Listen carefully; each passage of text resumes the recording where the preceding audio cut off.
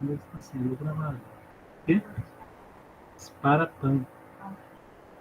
Sobrenome dela. Boa noite, gente. Boa noite a todo mundo. Eu vou dar início, então. Tá? Quem está aqui? 3 Nicoles. Nicole Vitória, Nicole Mariana. E só Nicole. Sara e Bianca. Gente, vou dar um tempinho para vocês verem o conto Tatinha, que eu já joguei lá no grupo. Tá? É um conto curtinho, bem simples. Tá? E daí, daqui a pouco, na hora que for 15 para as 7, a gente conversa. Hoje vai ser até mais curto. Tá? Apesar de ter um conto longo, ele também não tem muito segredo. Tá? E a hora que for 15 para 7, então a gente conversa. Tá bom? Se a gente vai vivo até lá, pode ser veneno todo. Tá bom? Então eu vou fechar a câmera e o áudio aqui e daqui a pouquinho a gente se vê. Tá bom? Até mais, gente.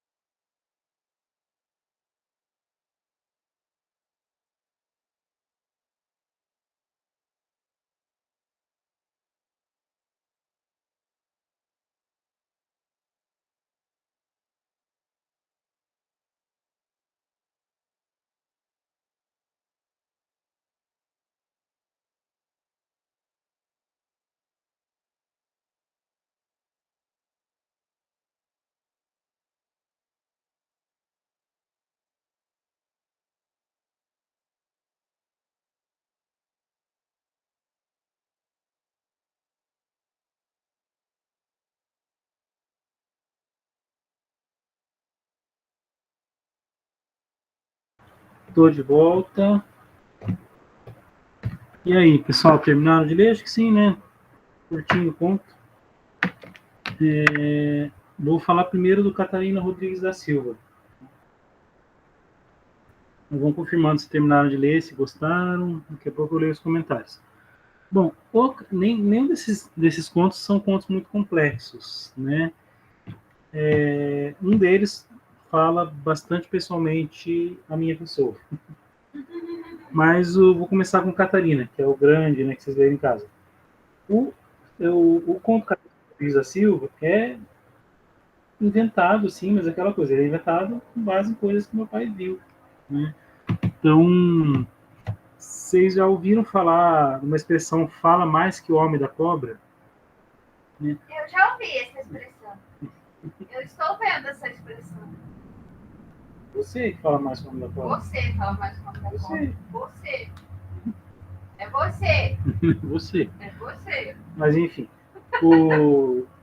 Então fala mais que o homem da cobra, porque o homem da cobra era um camelô, um tipo de camelô que tinha antigamente, um mascate, que ele tinha uma cobra que ele deixava numa mala, num saco, em algum lugar para fazer mistério. Geralmente era uma cobra não venenosa, geralmente não era uma cobra que não era venenosa, né, que era às vezes adestrada, e ele juntava a roda em volta dele, ia falando que ele ia lançar uma cobra, que a cobra obedecia às ordens dele, os comandos dele, e falava sem parar. Enquanto ele falava, ele ia vendendo produtos.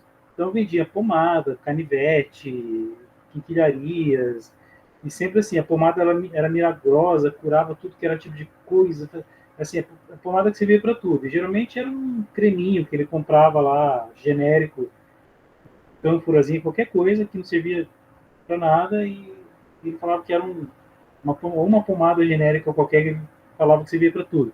Canivete, né, que era aqueles canivetes, não tinha canivete chinês, né, era canivete feito em São Paulo mesmo, corneta. Né, então ele pegava aquele canivetão nacional, que era bom, inclusive, não era ruim não, só que vendia com seus canivetes suíços, da melhor qualidade, tudo, né, então fazia aquela propaganda, e eles faziam isso, eles vendiam de tudo, tá? Não era só canivete e pomada, mas canivete e pomada era o que eles mais vendiam. E daí eles viviam de vender essas coisas, porque a cobra era só uma atração secundária, na verdade, né? Que as pessoas que juntavam a roda de pessoas, o sujeito contava história, e daí quando ele contava, por exemplo, sobre a pomada, ele contava de uma tia dele que estava com reumatismo, que estava com câncer, que estava morrendo, e daí passou a pomada e foi curada milagrosamente, que a criança, não sei de onde, numa cidadezinha. Eles ficavam contando essas histórias. Né? E era isso. E daí, com base nesse cara, ele nesse tipo, né, nessas pessoas que existiram, e meu pai viu, né, ele criou essa história, que é meio assim, um menino que fica órfão no começo da história, né, e eu gosto muito dessas narrativas, que ele começa, que é o narrador em primeira pessoa, que do nada começa a contar a sua história, assim, eu sou calmo assim, porque já passei muita coisa na vida, né, o narrador começa com essa conversa, e daí, de repente, ele começa a contar a história da sua vida. Então, ele, ainda pequeno, né, ainda criança, ele perdeu. Ele já tinha perdido a mãe e perdeu o pai, eu tinha perdido o pai, eu não lembro, que eu não consegui ler o conto hoje, pessoal, que eu estou meio transtornado aí com as coisas que estão acontecendo. Mas ele ficou órfão de pai e de mãe e foi adotado, por acaso, por um tio que era mascate, né, que era homem da cobra, que era um sujeito meio filão, assim, que sempre passava ali na casa deles, quando estava na cidade, para almoçar. E por acaso, no dia que a mãe morreu, foi a mãe. Que a mãe morreu, ele ficou órfão.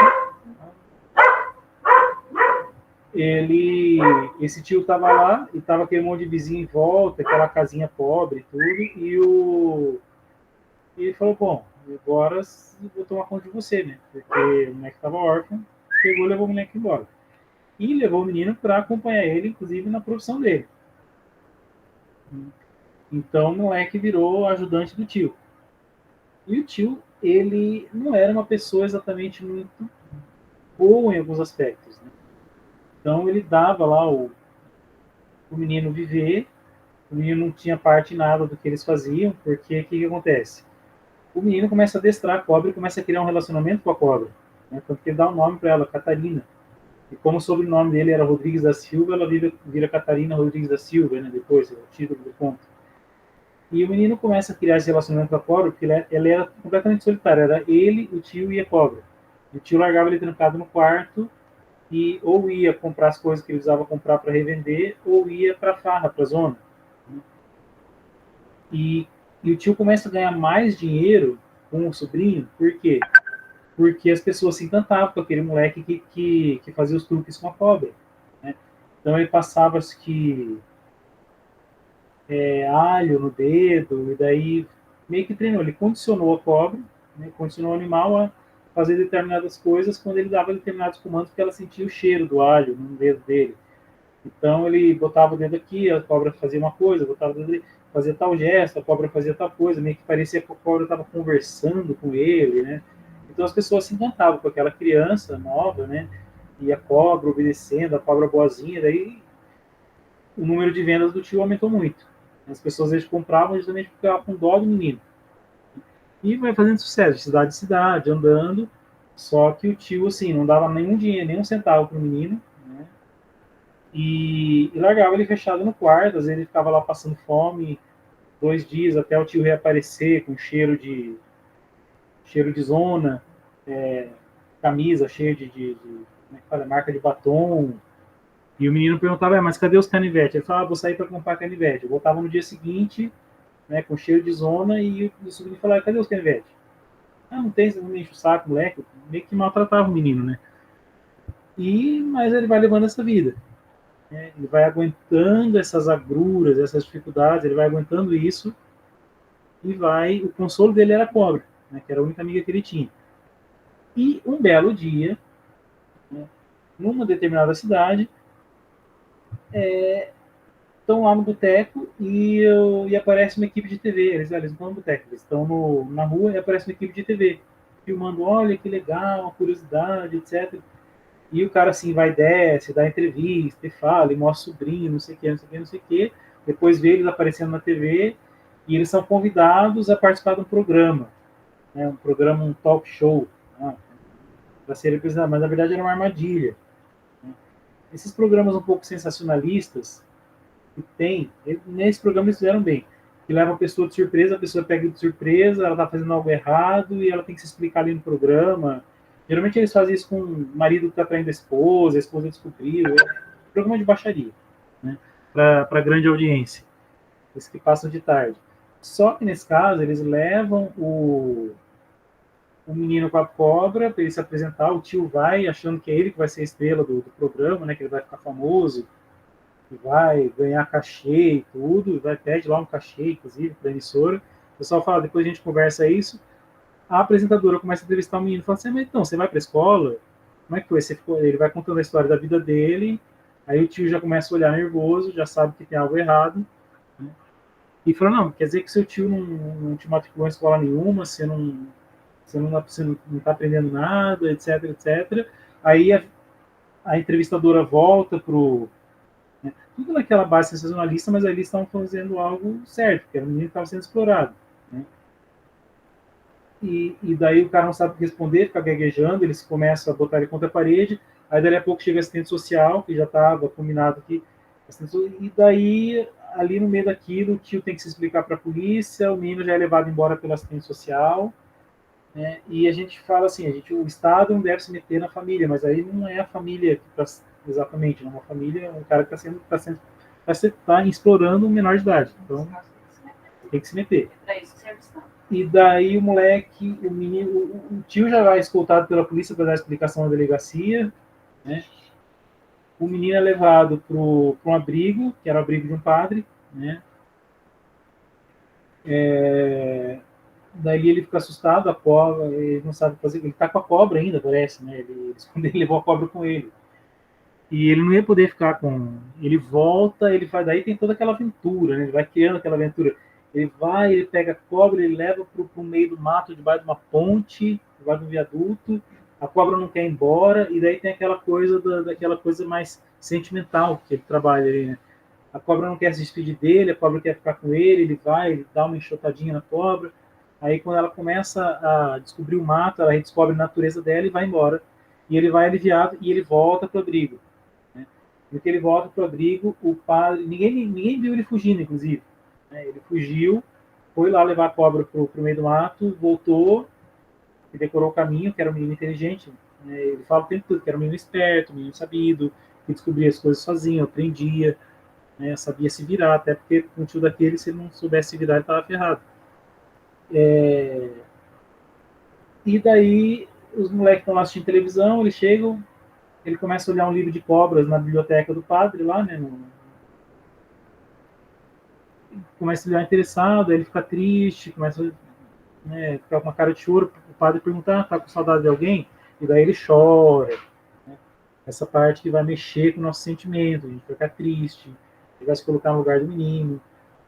Então, e daí a gente descobre que ele, né, batalhou na vida, conseguiu, né, graças a essa caridade dessa instituição, estudar, foi fazer medicina. No segundo ano de medicina ele enjoou do negócio e viu que não era para ele, e daí pegou um manual de zoologia, lembrou daquele livro do padre que ele tinha visto quando ele era criança, um livro sobre cobras, e falou, vou fazer zoologia.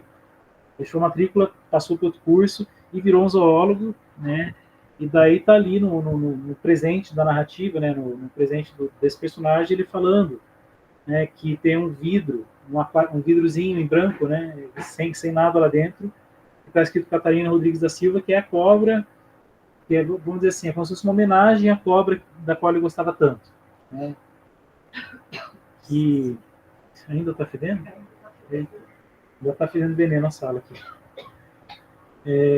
Então é isso, é uma história bonita, construída ali em base de baseada em coisas, né, da nossa realidade, exploração de menor, Homem da Cobra, programas sensacionalistas, tudo isso ele foi juntando isso num enredo que foi muito bem construído.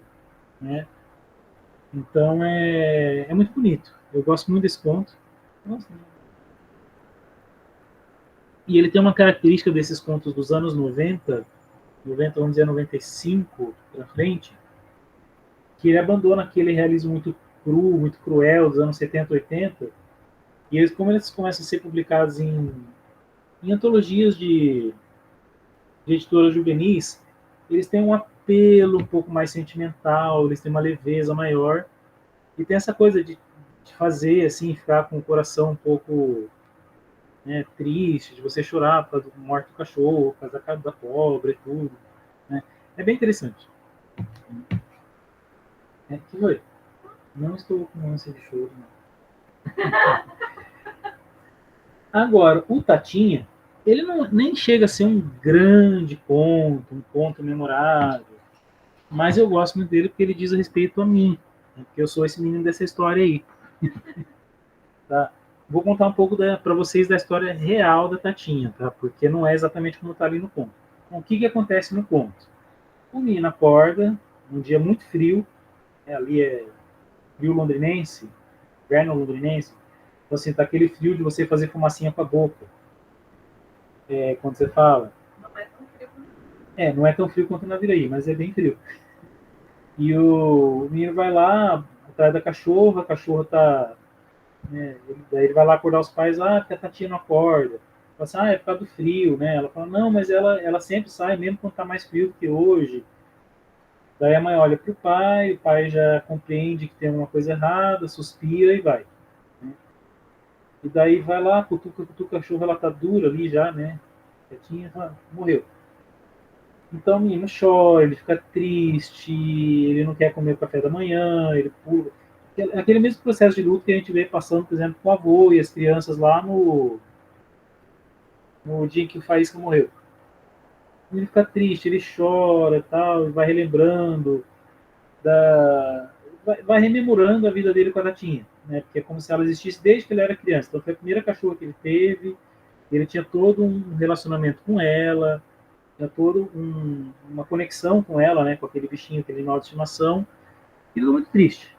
Né? E daí tem a parte em que ele vai com o pai para enterrar a cachorra, né? A mãe chora também sozinha na cozinha. Depois vai ver a cachorra sendo enterrada.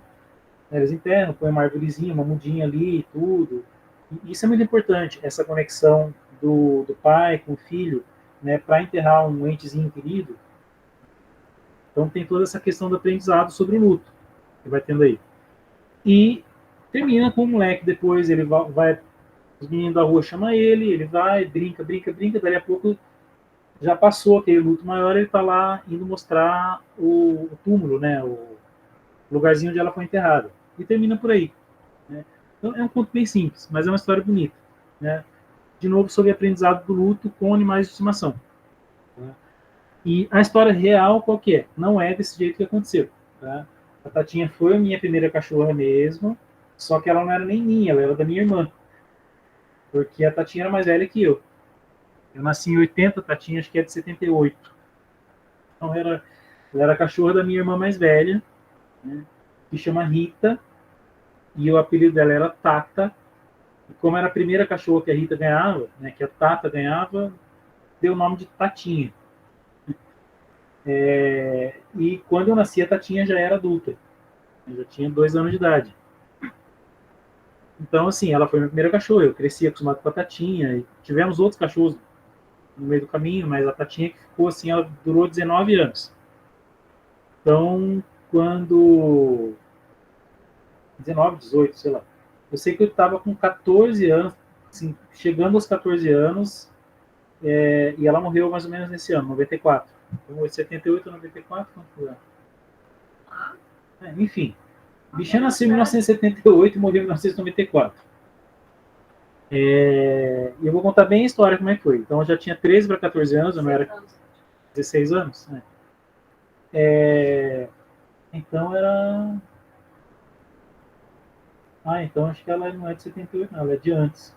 Enfim, a cachorra tá bem velhinha, a vira-lata bem velhinha, de média para pequena. Mas ela tá mais velha, o João tinha 16 anos. Igual, né? 15, Mas enfim, ela estava totalmente cega e a gente sabia que logo logo ele ia morrer, mas a gente achava que ele ia morrer fazia alguns anos já. Mas ela foi resistente, ela teve filhotes assim, teve ninhadas até 12 anos de idade. Não castrava cachorro naquela época, né? Soltava pra rua, chegava com o nenenzinho. Né? Chegava um dia, você acordava de manhã e ouvia o barulho de cachorro. Ele nem via que ela estava prenha. Mas enfim.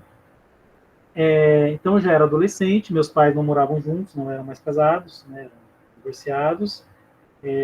Quem passou por todo esse processo foi minha mãe. Então ela passou a madrugada muito mal, trancada no quartinho lá da lavanderia onde ela ficava. Eu tinha prova, as provas da minha escola eram no sábado de manhã, estava na 7ª série, que hoje seria o 8º ano. Fui fazer prova no sábado de manhã, fiz prova de história e inglês, tirei 10 nas 2 provas. Né? Depois eu passei o resto da manhã jogando futebol americano numa quadra de futsal com os meus amigos. Estava numa moda de vender bolinha de futebol americano, a gente, né, adaptou e estava... E cheguei em casa todo esquecido da doença da Tatinha e tal, e minha mãe estava ali, na hora que ela me viu chegando, ela estava no portão esperando, e daí eu olhei para a cara dela e falei, morreu. Aí meu pai foi lá em casa, meu pai chegou logo em seguida, aí eu fui com meu pai num vale que tem em Londrina, enterrar a Tatinha, colocou a laranjeira em cima, depois essa laranjeira morreu. Então essa é a história real. Eu chorei? Chorei. 4 horas da tarde, que foi quando eu estava sozinho e comecei a pensar na Tatinha. Almocei com meu pai, com meu avô, triste lá na churrascaria, não estava conversando com ninguém, porque foi a minha primeira experiência de luto, mas de alguém mais próximo. Porque antes disso eu só tinha perdido um bisavô e uma bisavó, que já estavam muito distantes, que é o nono e a nona, aqueles da história lá. Eu era muito pequenininho, eu não conhecia eles direito, né? Eles já estavam muito velhinhos, eles não conversavam muito com os bisnetos. Né? E então, assim, a única que teve mais contato foi minha irmã, que teve muito contato com a nona e elas tinham um vínculo. Então, quando a nona morreu, minha irmã ficou muito mal. Mas, então, é isso. Só para... Estou falando mais com o nome da cobra hoje também. Mas a história real da Tatinha foi essa. Tá? Então, assim, 2 histórias sobre perda de um ente querido. A primeira história, é claro, que eu acho que ela é até mais profunda, porque tem essa questão da solidão do menino, da exploração do menor, né? E você imagina, você ser uma pessoa completamente solitária no mundo, órfão de pai e mãe, sendo criado por um tio abusivo, né, abusivo no sentido assim de não tinha abuso físico nem sexual, mas tinha aquele abuso moral mesmo, né? Aquela exploração moral do moleque, exploração financeira. E a sua única amiga, a sua única companhia é uma cobra, você imagina, terrível. E um dia até isso tiram de você. Mas é claro, aí ele compreendeu que tiraram a cobra dele e ele mesmo teve a maturidade de levar a cobra embora para ela voltar para o elemento dela, a natureza. E daí ele fala, né, eu sou tão calmo assim porque já passei muita coisa na vida. E tudo isso que ele passou já é um absurdo. Então, assim, é um conto muito bonito, muito profundo. O da Tatinha não é tão profundo. Eu falei, ele fala mais da minha realidade, então é. Mas é de novo, né? São os 3 pontos de luto de cachorro que meu pai tem: perigo, no dia que faz que morreu e Tatinha. E são os 3 muito bonitos. Tá? Queria saber de vocês agora, se vocês gostaram dos contos, o que vocês acharam, qual vocês gostaram mais. Aí vocês podem colocar seus comentários, apreciação, análise, se vocês gostaram da análise que eu fiz também, né? Vocês têm alguma dúvida, alguma coisa para perguntar? Agora é a vez de vocês.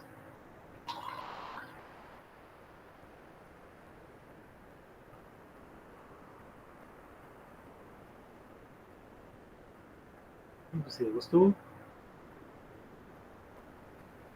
Você? Ah, ver se alguém está escrevendo alguma coisa.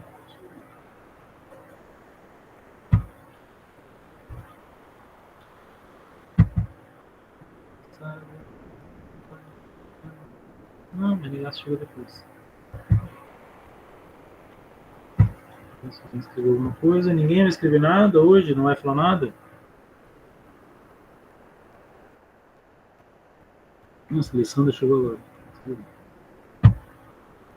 Gostei de ambos, porém meio triste. Eles são literatura que ela fala de tristezas também. Então, se você vai abordar o luto, não tem como abordar o luto sem a história ser triste.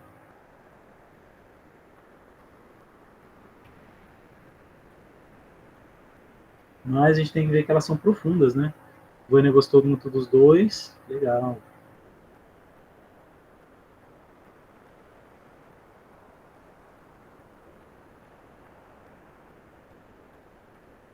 Nicole também. E...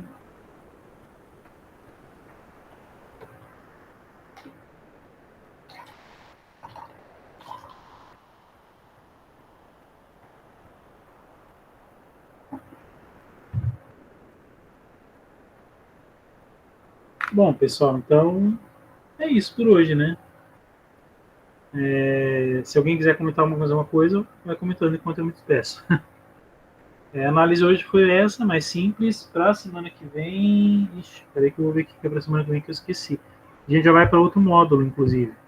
O módulo 5, que vai começar com uma história um pouco mais da década de 70 e 80, um pouco mais pesadinha.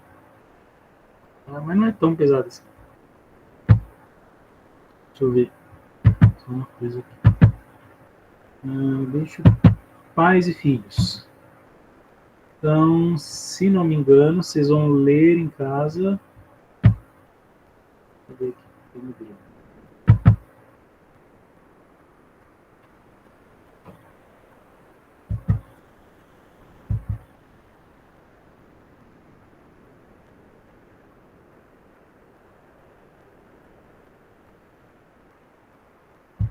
Eu tinha a noite em que achei meu pai. E daí no dia vocês vão ler um outro que chama Domingo. Tá? São 2 experiências de pai e filho. Esse módulo é aquele que fala assim, de relações de pai e filho, tio e sobrinho, avô e neto. Tá tudo meio nessa. Que isso fica mais evidente, está tudo meio nessa. Estão todos agrupados nesse módulo aí. Então eu vou, daqui a pouquinho, ponho lá no grupo A Noite em que Achei Meu Pai. E na quarta que vem, pouco antes do encontro, eu coloco o domingo para vocês lerem. Ver se tem mais alguém falou mais alguma coisa.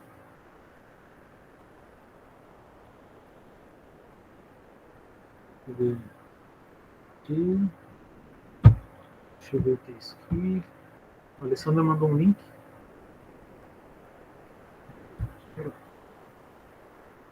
Compartilhei um arquivo JAM com a reunião. Sei lá. Bom, pessoal, então é isso. Tá? Vou pôr os contos lá. Obrigado pela presença de vocês hoje, pela participação. Tá bom? E até o próximo encontro. Beleza? Até mais, gente. Boa noite. Bom descanso para vocês. Vamos ligar para a gravação aqui.